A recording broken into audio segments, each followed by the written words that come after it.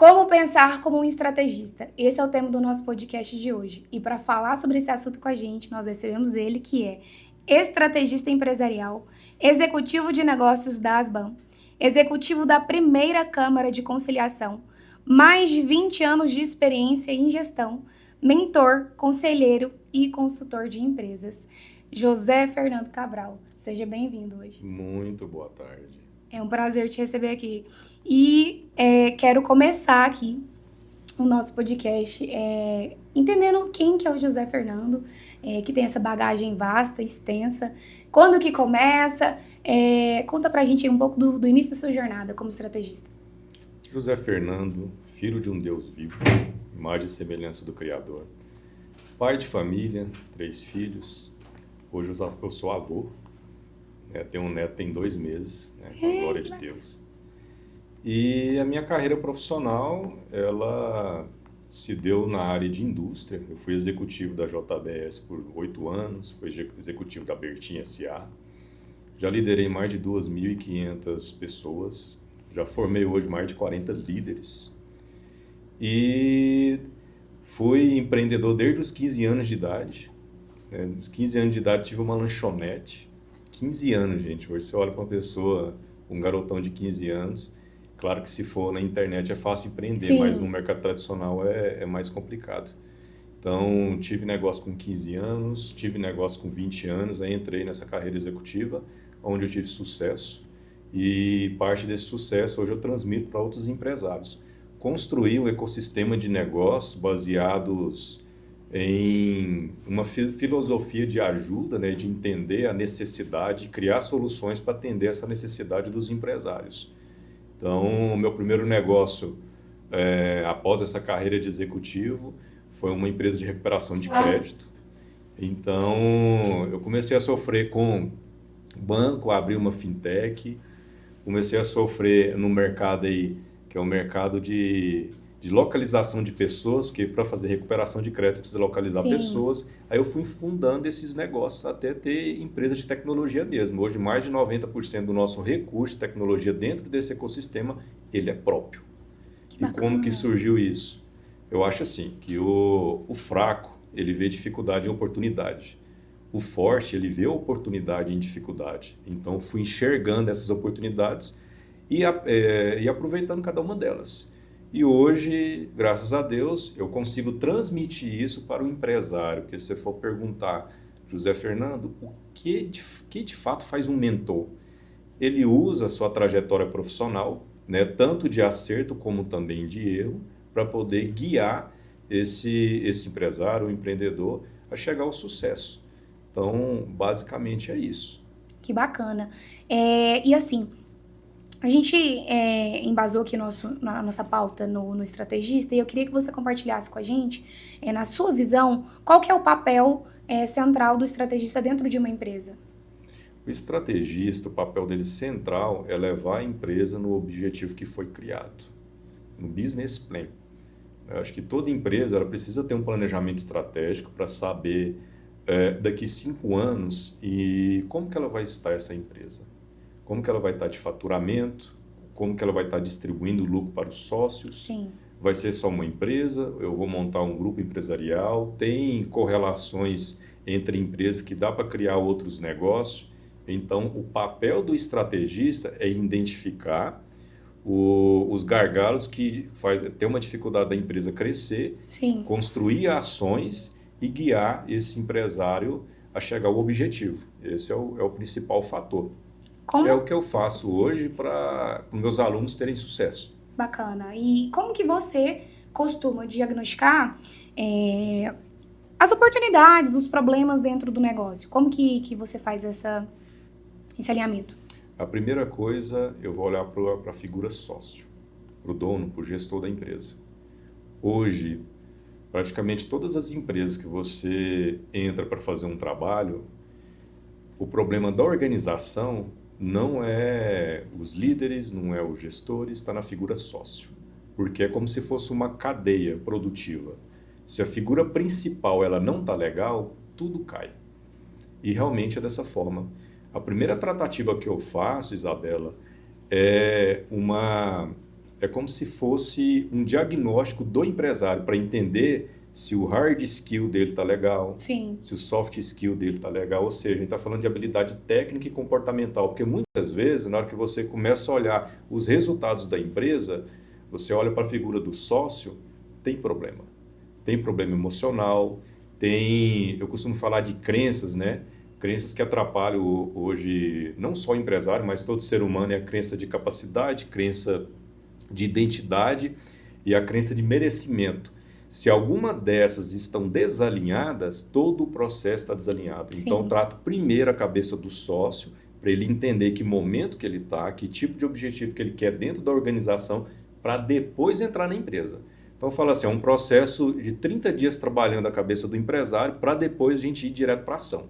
Após isso, a primeira coisa que a gente precisa fazer é o diagnóstico do negócio. Que posição que está, como que a gente encontra hoje a empresa, qual que é o estado real dela, de faturamento, de endividamento, de inadimplência. Porque hoje os empresários, a grande maioria, viu? A gente está falando de 70 Sim. milhões de brasileiros inadimplentes.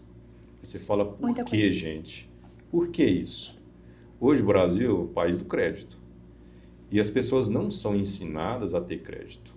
Elas são ensinadas a ser consumista daquele crédito. E não tem disciplina financeira. E a mesma coisa acontece com o empresário. Ele só vai lembrar da inadimplência quando ele já está com a corda no pescoço. Então, ele preocupa com a venda, ele preocupa com a área de marketing, ele preocupa com outras estruturas da empresa, outros departamentos. Mas a inadimplência é aquele patinho feio que só vai lembrar na hora que precisa.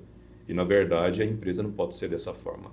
A gente precisa caminhar com a empresa de forma sustentável. Para isso, vocês precisam olhar para a inadimplência de forma estratégica, tá?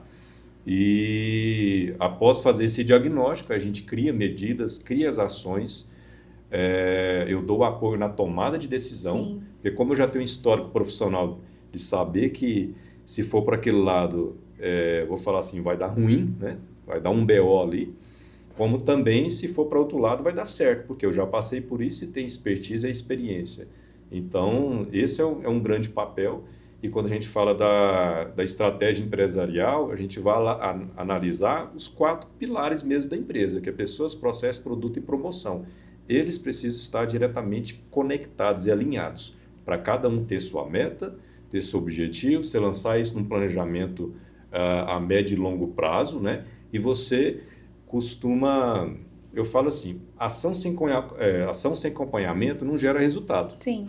Então, se você cria uma ação diante de um planejamento estratégico e essa ação você não tem acompanhamento, não vai dar resultado. Então, o papel do estrategista é dar esse apoio, porque muitas das vezes o empresário, eu costumo falar que ele é o lobo solitário. A grande maioria, você vai conversar, ele tem poucos amigos, vive no estresse constante. Porque esses dias eu publiquei até no meu Instagram, vaga para empreendedor, para empresário.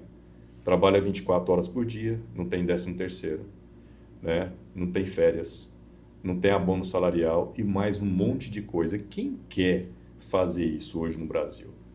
É muito difícil. Então, sim, é desafio em cima de desafio. Agora, imagina você num desafio desse sozinho. Hoje, da mesma forma que a empresa precisa de ajuste, precisa de planejamento estratégico, o ser humano também Sim. precisa. Não é só fazer aquele trabalho de consultoria, que é implantar e entregar. Você tem que entender por que as pessoas não estão fazendo. Isso vai além da compreensão somente de uma tarefa Sim. guiada, sabe? Você precisa entender o porquê que elas não estão fazendo. Porque quando você encontra a causa raiz disso, você consegue ter resultados. Você começa a mudar a jornada e o contexto daquela empresa. Perfeito. Dito isso, né, todo esse ponto que você levantou aqui pra gente, que é o papel do estrategista dentro do negócio, quando que uma empresa ela deve procurar essa ajuda? De acordo com o seu ponto de vista, quando está em crise? Não, é para crescer? Quando que a empresa deve procurar ajuda estratégica? Então, hoje os empresários costumam não Esperar. trabalhar preventivamente. Sim. Como qualquer outra coisa, né?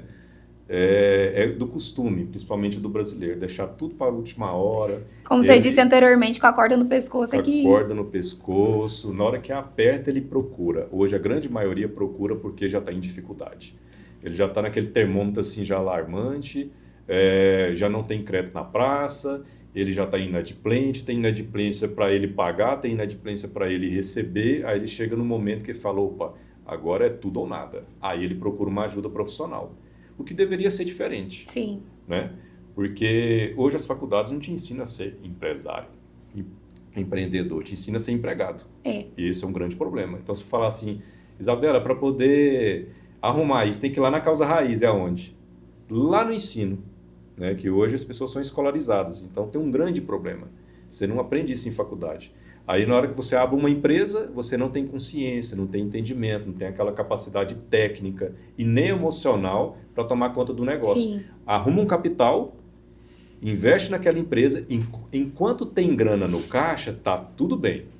Mas na hora que começa a faltar é um problema. 2 pontos são fundamentais numa trajetória de uma empresa. Uma, muito dinheiro. Outra, pouco dinheiro. Muito dinheiro, muitos dos empresários não sabem o que fazer.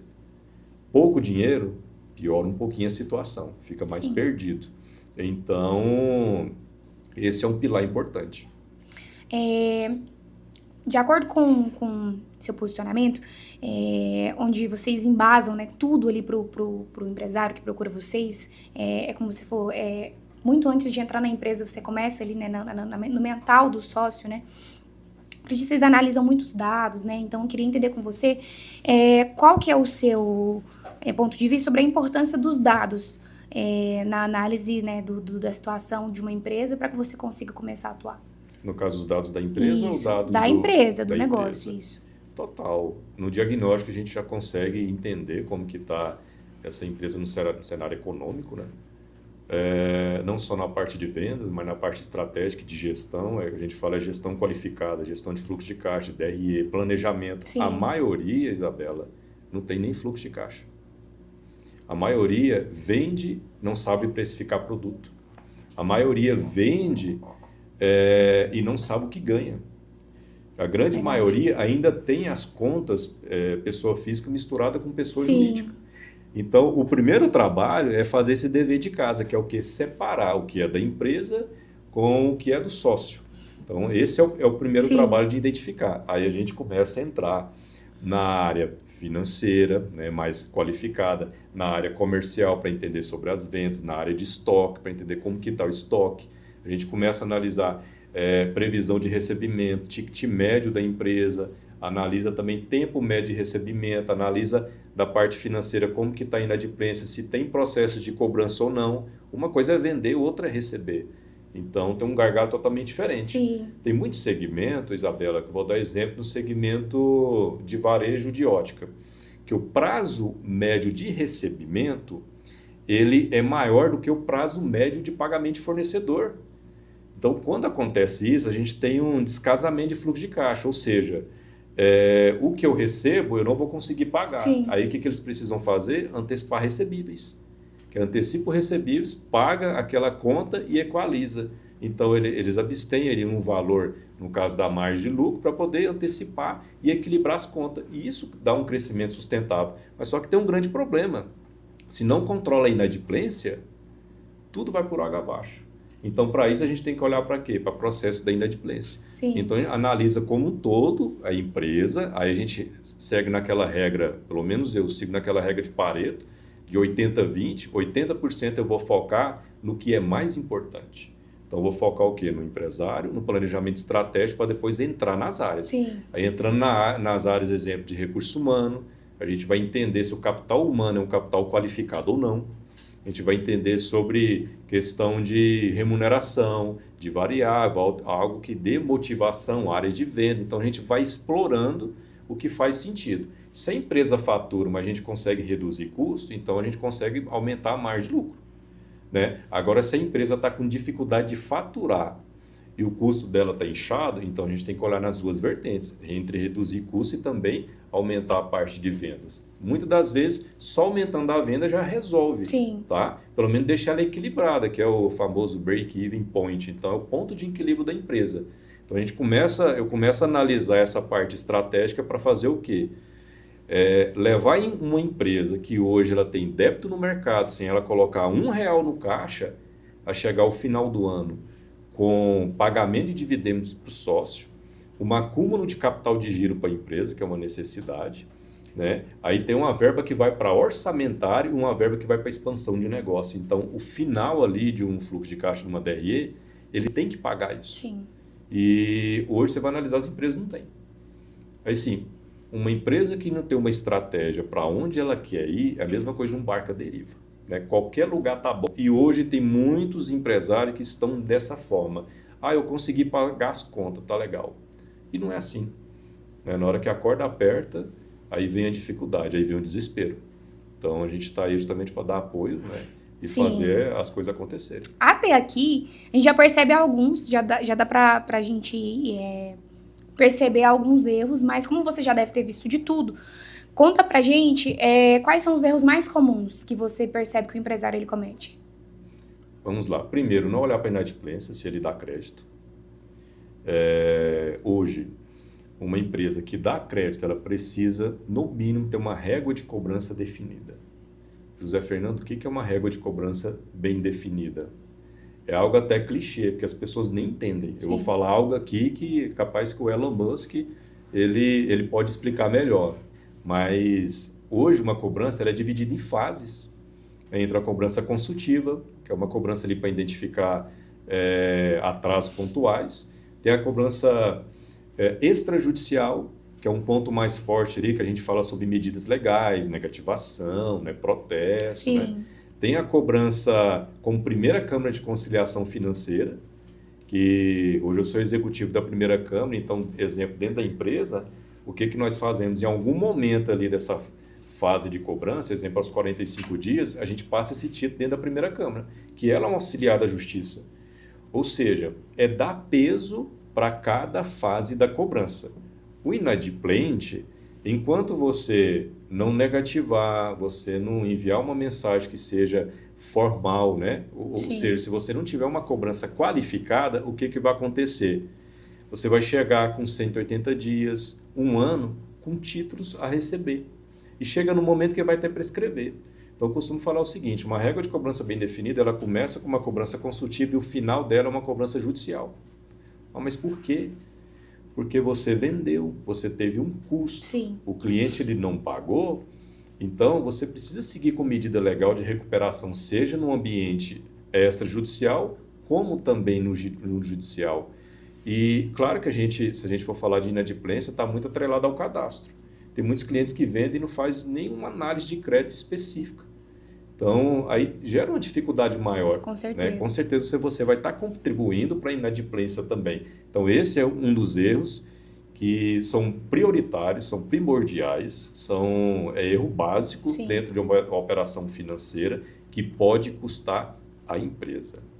Eu dei exemplo bem claro de cliente meu aí que procurou a nossa empresa depois que ele já tinha 3 milhões de reais a receber na praça.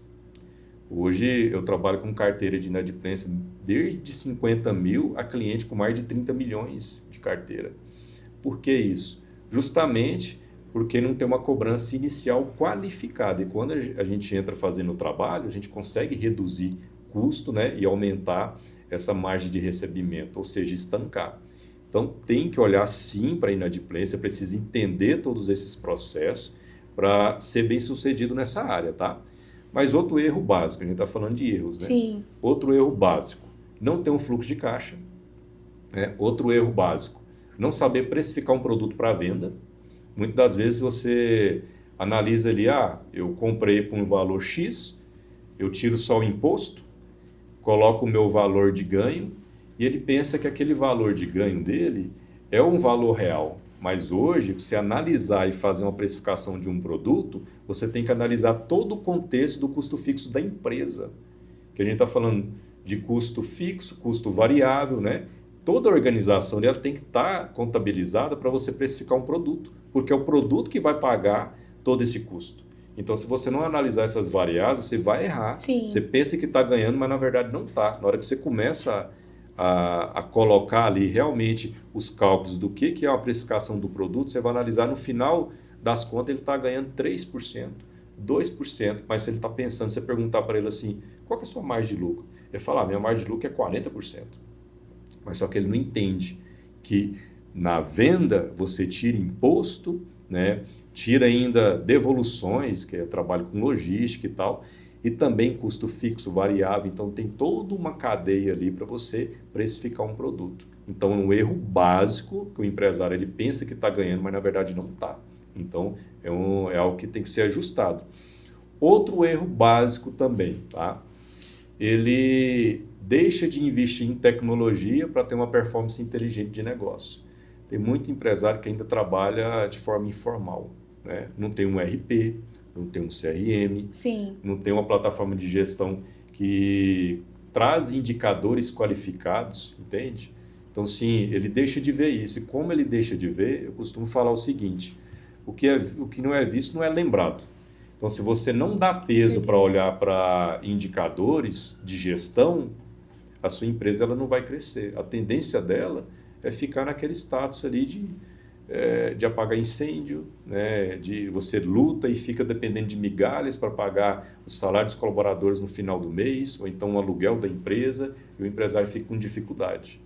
Então, vamos pensar aqui mais em algum erro que é comum, tá? Entre os empresários.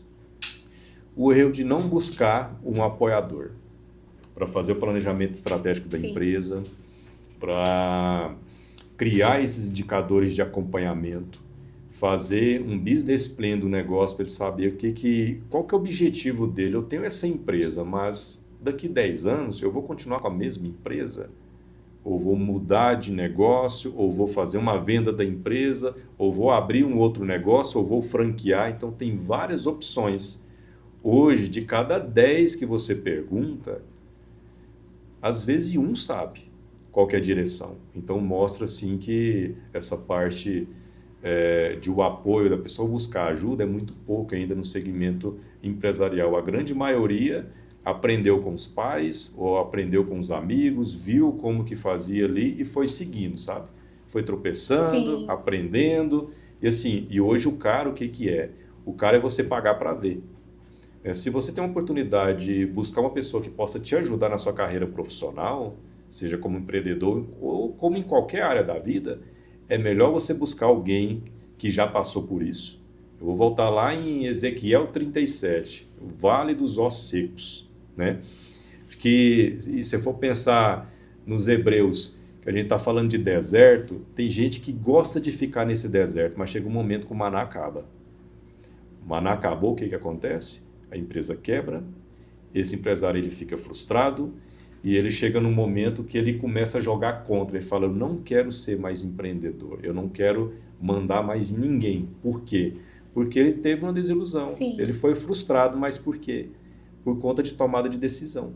Uma tomada de decisão que ela não é assertiva, ela pode te levar a quebrar um negócio, como também pode te levar a ser dono de um grupo de negócio. Está tudo o quê? Na nossa consciência, então a gente precisa buscar ajuda. Com certeza. Eu acho que agrega demais, assim, você abrir com tanta riqueza de detalhes quais são os principais erros, né, os mais comuns, e erro básico, né, como você colocou aqui, porque deixa mesmo a alerta aí para quem tá errando, ou para quem não sabia, procurar saber e procurar fazer diferente. E aí, pra gente poder concluir essa linha de raciocínio, só deixa pra gente quais são as dicas que você poderia deixar para contribuir com a jornada desse empresário, para que ele possa crescer de forma sustentável? Acho que a gente, deixando que essas dicas dá para eles percebam onde que está o erro e o que pode ser feito para acertar daqui para frente. Vamos lá. Hoje, se você é empresário, olha para o seu fluxo de caixa e você não fica satisfeito com o que você ganha, com a sua gestão, já é um ponto você pedir ajuda, certo? Hoje, se você é atarefado, você não tem tempo, fica apagando fogo, já é um ponto de você pedir ajuda. Hoje, se você não tem tempo de desfrute com a sua família, estou falando para empreendedor, viu, gente? Se você não tem tempo de desfrute com a sua família, se você não tem tempo para tirar férias, se você não tem tempo para praticar um esporte, você precisa de ajuda. Não pense que ser empresário tem que ser como se fosse um tanque de guerra, tem que passar por cima de tudo. Não é isso. A gente precisa ser estrategista. E para ser estrategista, primeiro, você precisa saber se você está doente. Por quê? A mesma aspirina que eu entrego agora para a Isabela, se ela tomar, pode passar dor de cabeça dela ou pode matar a Isabela. A gente não sabe se ela tem alergia. Então, empresário, o que eu tenho a falar para vocês? Se você não se sentir que está doente, que precisa de ajuda, nada vai adiantar. Você pode contratar a melhor consultoria e colocar dentro da sua empresa. Mas se você sentir que você verdadeiramente não precisa de ajuda, nada vai resolver. Então, se você olha para o seu negócio e não está satisfeito, só essa pergunta já resolve. Se olhar para o seu negócio e ver que não está satisfeito, você precisa de ajuda. Tá? E o conselho é esse. Busque pessoas, parceiros qualificados para vencer essa batalha com você. Porque o segmento hoje empresarial, para ser o lobo solitário, ele é muito mais complicado. Você vai ter que ter muita resiliência, persistência, insistir e não desistir. Eu fui por muito tempo nessa fase, entendendo que eu mesmo poderia mudar tudo. Mas quando eu entendi, falei, caramba, eu não consigo mudar. Então eu vou ter que mudar. Tem uma palavra que Bento Gonçalves fala, que eu entendo que é a pura real. O mundo muda quando você muda. Então a gente precisa tomar uma decisão de mudança. Então, se você está frustrado com o seu fluxo de caixa, busca alguém para te ajudar. Se você está frustrado com a sua rotina, busca uma pessoa para te ajudar. Então, esses papéis são papéis primordiais para quem quer ter sucesso. Sem esforço, sem resultado. Sim. Mas não adianta se esforçar muito sem saber para a direção que você está querendo ir. Então, cresça, tenha instrução, né? Pegue instrução com quem sabe, para você conseguir fazer um planejamento, não só pessoal, mas profissional. Aí sim você vai ter resultado. E a conclusão disso é o sucesso profissional, né? Eu ia te pedir para deixar uma mensagem, mas acho que nada melhor do que esse conselho. Né? Já conseguiu resumir aqui pra gente. É um conteúdo, sim, de muito valor. Acho que a gente poderia passar horas falando aqui de cada tema que a gente abordou, mas acho que você conseguiu enxugar e trazer o que com certeza vai agregar aí para quem te escuta, para o seu público.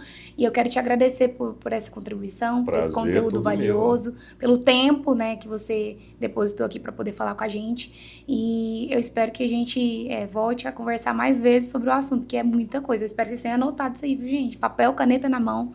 Não esquece de anotar. A dica aqui é valiosa, tá? Obrigado, gente. É de quem entende, referência. Estou à disposição, agradeço. Parabéns aí pelo podcast. A gente tem a plena certeza aí que vai ser sucesso cada vez mais. E a gente aqui é só uma sementinha, um pinguinho no oceano para poder contribuir. Eu acho que toda ajuda ela é bem-vinda. Com certeza. Então, se você se sente que precisa ser ajudado, perde a oportunidade não. Já busque um parceiro aí para te ajudar. Obrigada. Eu que agradeço.